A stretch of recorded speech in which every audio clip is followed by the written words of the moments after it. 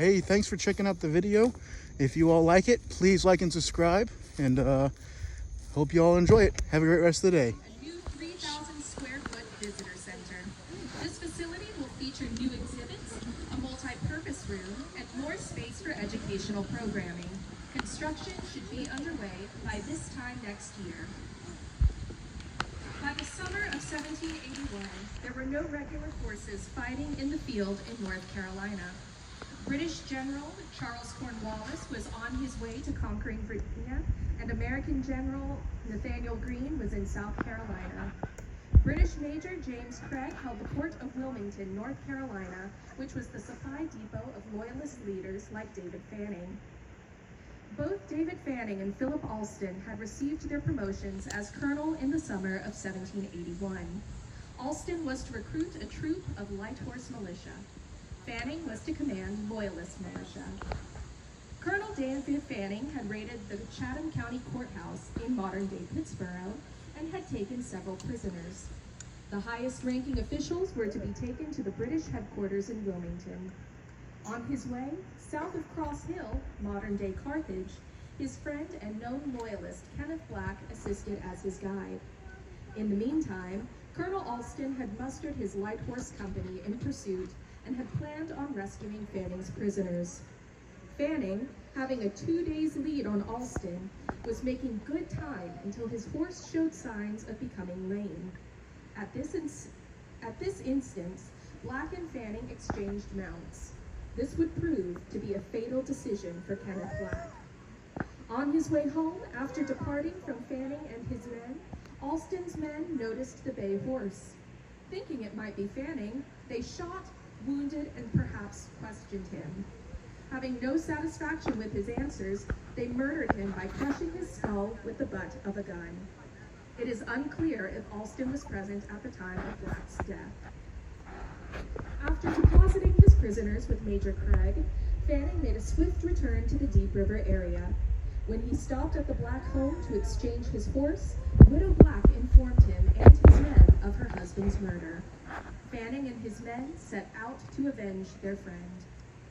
Having failed to catch Fanning, Alston dispersed most of his men, having perhaps 24 left on his plantation. Imagine it is July 29, 1781. Dawn is just breaking. Colonel Alston has a few pickets out along his property.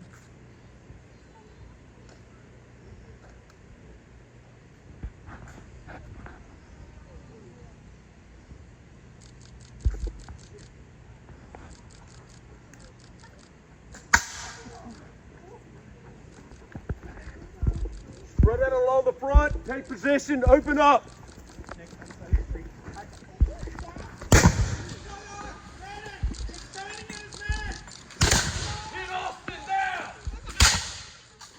Few musket shots disturbed an otherwise quiet morning.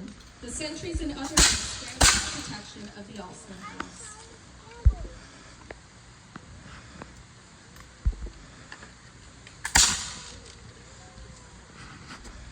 Not expecting such an early morning meeting, Alston's men are caught off guard. Temperance Alston, the lady of the house, quickly gathers her children. Placing a bench in the fireplace, she has some of them stand in the chimney in hopes of protecting them from the relentless fire. Open up on that second floor. Keep it hot.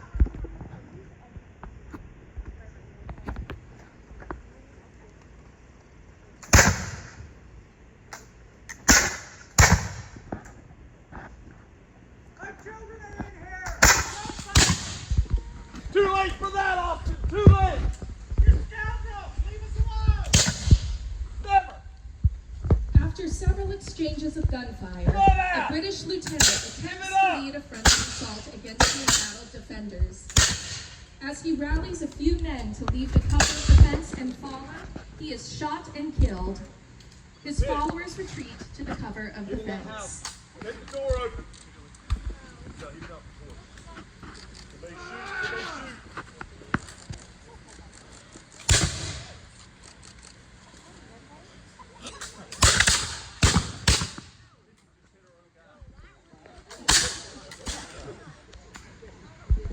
Being well into the battle, Fanning becomes concerned that the reports of small arms may alert Captain Duckworth and his company just northwest of the house on the other side of the deep river. In his attempt to end the invasion quickly, he sends a runner with a torch to fire the house.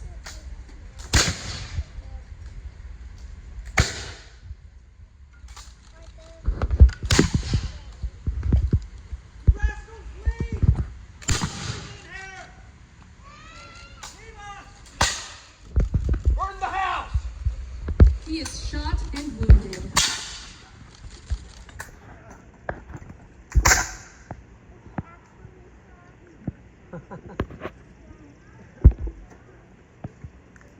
Having twice failed to dislodge Alston and his defenders, and concerned with the possibility of Alston receiving reinforcements, Fanning's men spy a nearby horse cart.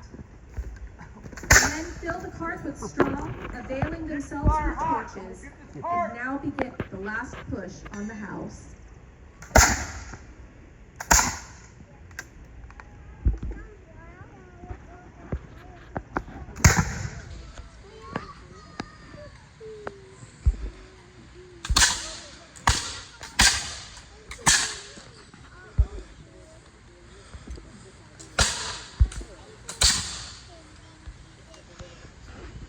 Sorry, I didn't want to get more.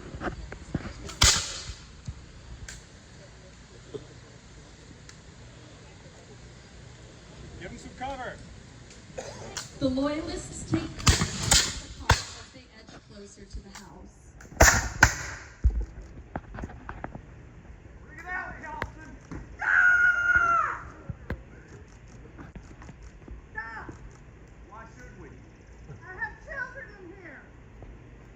I have a 6-month-old in here. I have young children hiding in that fireplace, trying to hide from these bullets. Temperance Alston appears, hoping to negotiate favorable terms for the house and the people inside. Her terms are plain. We will surrender, sir, on condition one shall be issued. Otherwise, we will make the best defense we can, and if need be, sell our lives as dearly as possible. Fanning agrees to Temperance's surrender.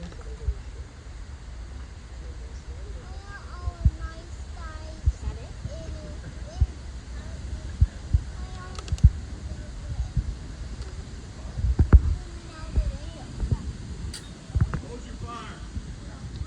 He's coming out.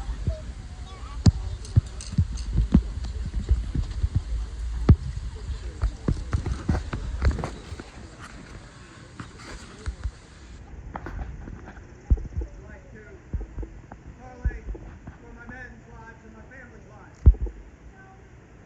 Watch you ride.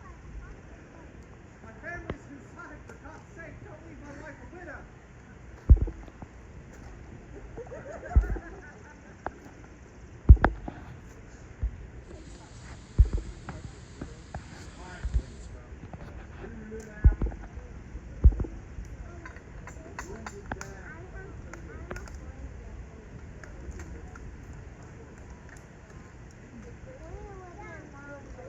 Fanning and Alston agree on the following terms. I do hereby acknowledge myself a prisoner of war. I shall not in the meantime do or cause anything to be done prejudicial to the success of His Majesty's arms, or have or hold correspondence with the enemies of His Majesty. Coming.